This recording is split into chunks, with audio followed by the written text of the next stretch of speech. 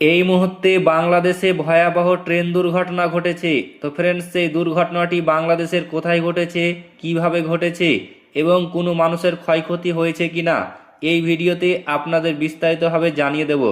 অবশ্যই ভিডিওটি শেষ পর্যন্ত দেখবেন। তার আগে আপনাদের কাছে ছোট্ট একটি রিকোয়েস্ট করছি, আপনি যদি আমাদের এই চ্যানেলটিকে এখনও পর্যন্ত সাবস্ক্রাইব করে না থাকেন তবে এইরকমই নতুন নতুন ভিডিও সবার আগে দেখার জন্য অবশ্যই সাবস্ক্রাইব করে নেবেন। তেলবাহী ট্রেন লাইনচ্যুত, রাজশাহী চাঁপাইনবাবগঞ্জ যোগাযোগ বন্ধ। বৃহস্পতিবার 19শে ফেব্রুয়ারি ভোরে খুলনা থেকে আমনুরা পাওয়ার প্ল্যান্টে তেল নিয়ে আসার পথে একটি তেলবাহী ট্রেন লাইনচ্যুত হয়।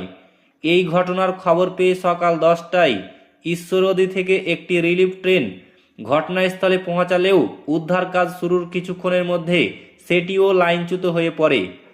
এই জোড়া দুর্ঘটনার ফলে রাজশাহীর সঙ্গে চাঁপাইনবাবগঞ্জের রেল যোগাযোগ বন্ধ হয়ে গিয়েছে এবং বেশ কয়েকটি ট্রেনের শিডিউল বিপর্যয় ঘটেছে। Amnura railway station master Hasibul Islam এই ঘটনার সত্যতা নিশ্চিত করে জানান, লাইনচ্যুত ট্রেনটি উদ্ধারের জন্য সকাল 10টায় ঈশ্বরদী থেকে একটি রিলিফ ট্রেন ঘটনাস্থলে এসে পৌঁছায়। এই ট্রেন কিছুক্ষণের মধ্যে লাইনচ্যুত হয়। পরবর্তীতে রেলওয়ের কর্মকর্তাদের বিচক্ষণতায় ট্রেনটি উদ্ধারে সক্ষম হয়। তিনি আরও বলেন, বর্তমানে তেলবাহী ট্রেনটির উদ্ধার কাজ চলমান রয়েছে। রেললাইন মেরামত এবং ট্রেনটি সরিয়ে নেওয়ার পর দ্রুত এই রুটে পুনরায় ট্রেন চলাচল স্বাভাবিক হবে।